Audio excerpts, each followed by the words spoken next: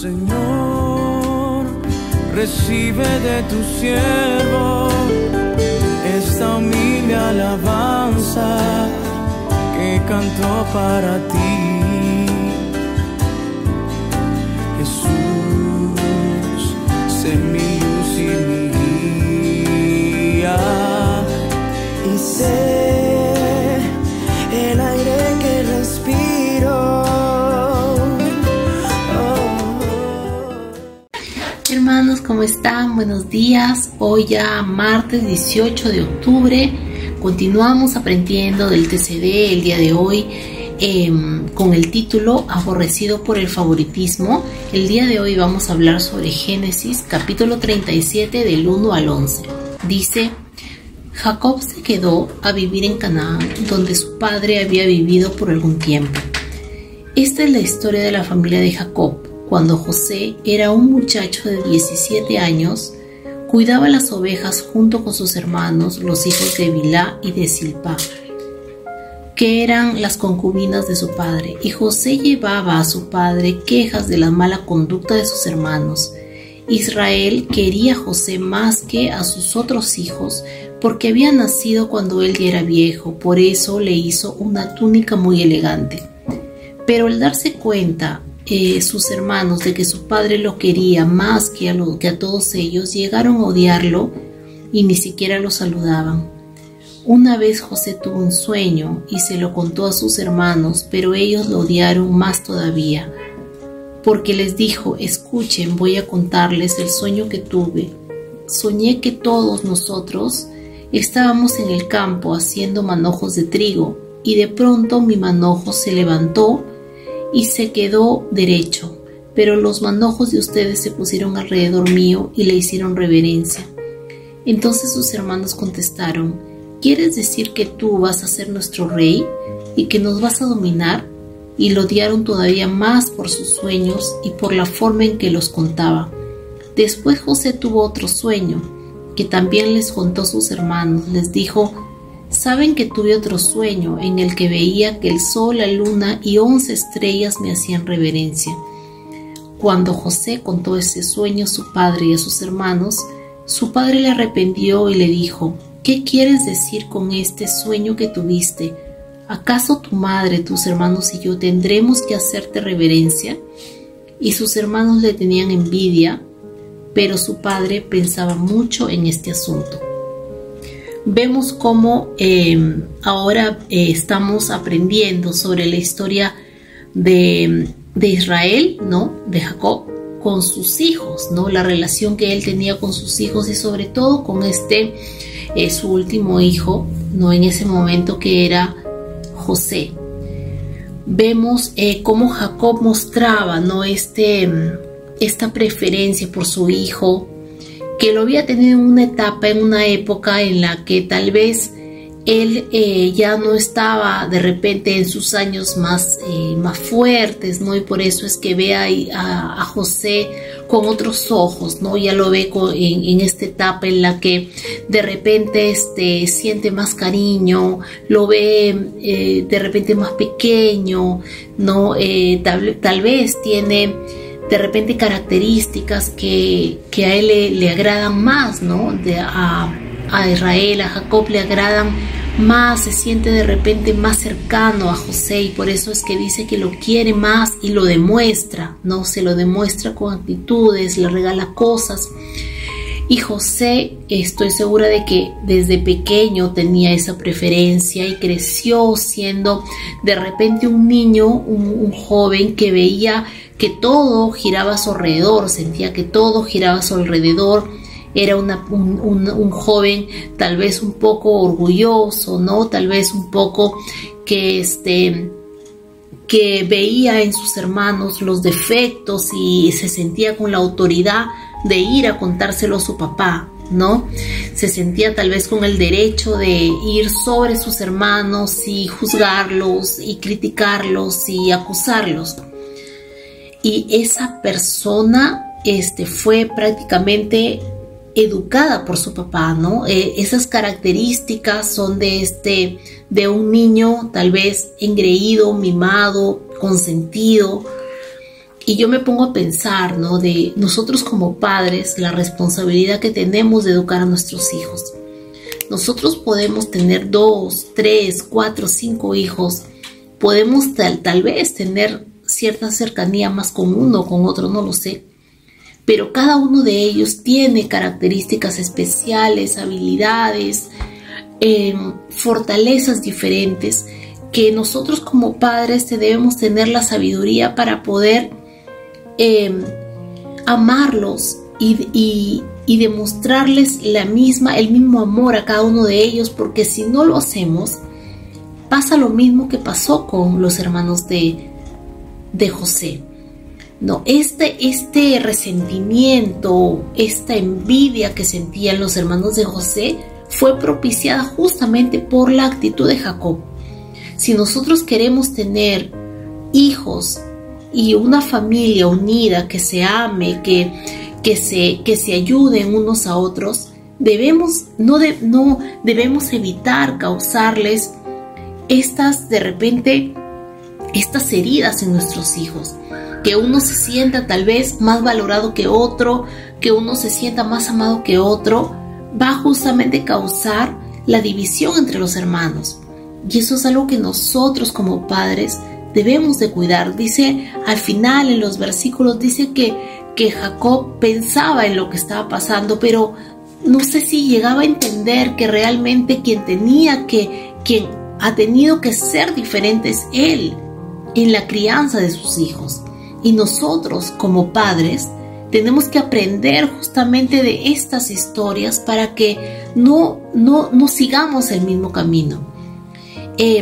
Si bien es cierto, Dios usó a hombres como Abraham, a Isaac, como a Jacob, ¿no? Y luego también vamos a ver la historia de José, que también fue vital en la historia de Israel. Pero estas personas no eran perfectas, cometían errores, hacían cosas que de repente traían consecuencias negativas. Y justamente la palabra nos pone estas historias no para juzgarlos, no para criticar y decir, ay, sí, ¿no? ¿Y cómo es que él era el amado de Dios, el tal, ¿no?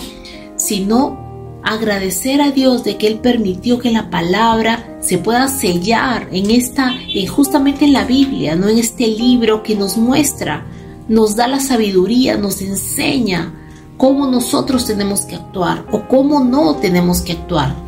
En este caso, en esta oportunidad, vemos cómo la palabra, a pesar de haber sido escrita hace tantos años, sigue siendo actual.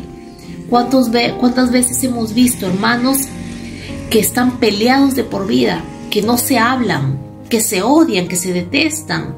¿Y por qué? Justamente porque se siembra estas raíces de amargura en el corazón de nuestros hijos. Y eso es justamente lo que nosotros debemos evitar. Nosotros como padres estamos llamados a encaminar a nuestros hijos y a mostrarles el amor de Dios. Ese amor que es tal vez nosotros no vamos a mostrar un amor perfecto, pero sí tenemos que mostrar ese amor que sana, que restaura, que bendice, que no hace distinciones. Ese amor es el que nosotros tenemos que demostrar a nuestros hijos. ¿Para qué? Para que crezcan de una manera sana. Esa es la primera parte que nosotros hemos visto. Y luego vemos cómo José recibe estos sueños que después vamos a ver que se hacen realidad. Pero a pesar de que en algún momento se hacen realidad, no era el momento oportuno para que los cuente. Y también estoy segura de que José, en el momento en que contó los sueños, no tenía ni idea de cómo se iba a cumplir este sueño. Yo veo acá algo tan importante, 2 puntos que son muy importantes, que cuando nosotros tenemos un sueño en nuestro corazón, un deseo, algo que crece en nuestro corazón de poder hacer, no podemos contársela a cualquier persona. O a personas o en momentos que no son los correctos, o a las personas que no son las correctas. ¿Por qué? Porque si nosotros lo mostramos, le decimos a la persona que no es correcta, lo que va a hacer es apagar eso que está creciendo en nosotros, porque nos va a desanimar. porque nos va a decir, pero esto, pero lo otro, pero tú no puedes, pero tú no sabes, pero esto, que aquí, que allá. Y lo que van a hacer justamente es desanimarnos. Pero esto de repente no pasó en José, pero es lo que intentaban hacer la familia de José. No decirle que tú vas a hacer eso, que tú vas a estar sobre nosotros. ¿Y qué te crees que eres? ¿No? Y esas palabras muchas veces hieren el corazón de la persona, y tal vez nosotros con toda la intención, con todo el ánimo, vamos, le decimos a alguien, mira que esto, que quiero hacer esto y lo otro, y la otra persona tal vez no lo va a recibir de la forma como nosotros queremos que se reciba. Ahí nosotros tenemos que ser sabios en poder analizar qué es lo que nos dice la otra persona. Muchas veces eso nos ayuda a poder encaminar, ¿no?, lo que nosotros queremos hacer, y de repente a poder encaminarlo de la forma correcta. Pero si lo que estamos recibiendo es una palabra de desánimo, tenemos que buscar la ayuda de Dios para poder encontrar las personas correctas, la persona sabia, la persona entendida, para que nos pueda ayudar a poder ver ese sueño de la forma correcta, para que no nos desanime, sino poder entender cuál es la realidad de lo que tal vez nos espera más adelante para poder lograr eso que nosotros anhelamos. Y otra cosa, lo segundo que también puedo ver acá, es que nosotros podemos tener muchos deseos de nuestro corazón, muchos planes, podemos imaginar muchas cosas, y estoy segura que muchas de ellas provienen de Dios. La palabra de Dios dice que Él tiene planes de bien, que sus pensamientos son perfectos para con nosotros, que sus planes son aún mayores de los que nosotros podemos planear. Muchas cosas tiene Dios para nosotros, pero algo es muy importante, que Dios va a hacer las cosas en el momento en que nosotros estemos preparados para recibirlas. Y para llegar a eso hay un camino que tenemos que pasar, que muchas veces va a ser duro, va a ser difícil. Vamos a tener que pasar por pruebas, por circunstancias que necesitan pulir nuestro carácter. ¿Para qué? Para ser las personas indicadas en el momento en que vamos a pasar, vamos a recibir aquello que nosotros estamos pensando. Tal vez estamos pensando en muchas cosas, así como José, ¿no? José se imaginaba, ¿no?, siendo venerado por todos y todo lo demás, pero para llegar a ese lugar tuvo que pasar por un desierto muy largo, en el que su carácter fue formado, en el que su orgullo disminuyó, en el que su dependencia de Dios aumentó, su fe fue construida, formada y fortalecida. Y eso nosotros lo tenemos que pasar. Dios puede poner muchos deseos y muchos anhelos en nuestro corazón, pero los deseos que provienen de Dios tienen un momento, un lugar indicado. Y ese momento y ese lugar indicado tiene que ser para nosotros la oportunidad de poder entender que nuestro carácter tiene que ser formado a la estatura de Jesús. Él anhela que cuando nosotros obtengamos eso que desea Dios entregarnos, tiene que ser a través de un camino que nos pueda llevar a ser mejores, a moldear aquello que necesitamos ser moldeados, para que Dios se glorifique, para que no seamos nosotros los orgullosos de decir que por nosotros lo hemos conseguido, sino poder dar la gloria a Dios de que a través de Él pudimos conseguirlo. A pesar de nuestra debilidad, podemos tener grandes expectativas de nuestro futuro, pero si no ponemos nuestra dependencia en Dios, va a ser muy difícil alcanzarlo. Y aún mucho más, si nosotros endurecemos nuestro corazón, si nosotros ponemos delante nuestro orgullo, tal vez nuestra prepotencia, nuestra autosuficiencia, va a ser mucho más difícil el camino y mucho más duro, porque va a ser mucho más difícil que nuestro yo sea menguado para que empiece a formarse el carácter de Cristo. Dios anhela darnos lo mejor, pero eso lo mejor tiene un momento y un lugar. Tenemos que ser pacientes y creer que este camino que nos toca vivir es esa preparación para algo mejor en nuestro futuro. Y lo mejor es esa vida que Dios tiene preparado para nosotros. Esa corona de vida que Él tiene para entregarnos cuando estemos delante de Él. La Biblia dice que Él es fiel para completar la obra que Él ha comenzado en nosotros.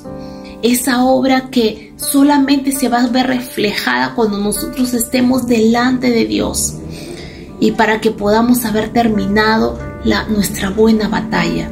Ese es el final de todo, pero en el camino vienen muchas batallas, viene mucho esfuerzo, caminos y desiertos que tenemos que cruzar. Pero algo debemos estar completamente seguros, que quien va delante de nosotros, como ese poderoso gigante que nunca nos va a abandonar, es Dios. Tienes que confiar de que pase lo que pase, que en el desierto en el que estés, en la situación en la que estés, Dios siempre estará contigo, que Él nunca te va a fallar. Y a pesar que las circunstancias sean tan difíciles, Él siempre tendrá el control. Amén. Vamos a orar. Gracias, Señor, por este tiempo que permites que podamos aprender tu palabra. Señor, estas historias que tal vez han pasado hace tantos años, Señor, pero nos muestras que tú siempre usaste y siempre llamaste personas imperfectas para cumplir tu plan perfecto. Señor, danos la sabiduría para aprender de ellos, Señor, y poder, Señor, caminar a través del camino que tú quieres darnos a nosotros. Ayúdanos a que a través de esta palabra, Señor, evitemos caer, Señor, en los errores que tal vez tú nos muestras en estas historias. Ayúdanos a ser padres sabios. Ayúdanos, Señor, a que nuestros anhelos, nuestros deseos lo pongamos delante de ti y ser sabios también en poder encaminarlos. Solamente tú tienes el control de nuestra vida, Señor, en el nombre de Jesús. Amén y amén. Bendiciones, hermanos. Gracias por seguir compartiendo y seguir escuchando la palabra de Dios a través del TCD. Los animo a que sigamos aprendiendo esta palabra cada día y que también te puedas suscribir si no lo has hecho y sigamos aprendiendo del TCD hoy día y mañana y cada semana, y que esto también nos puede ayudar a mejorar en nuestra vida y en nuestra vida espiritual. Bendiciones, hermanos. Hasta una nueva oportunidad. Hasta luego. Señor, recibe de tu siervo esta humilde alabanza que cantó para ti.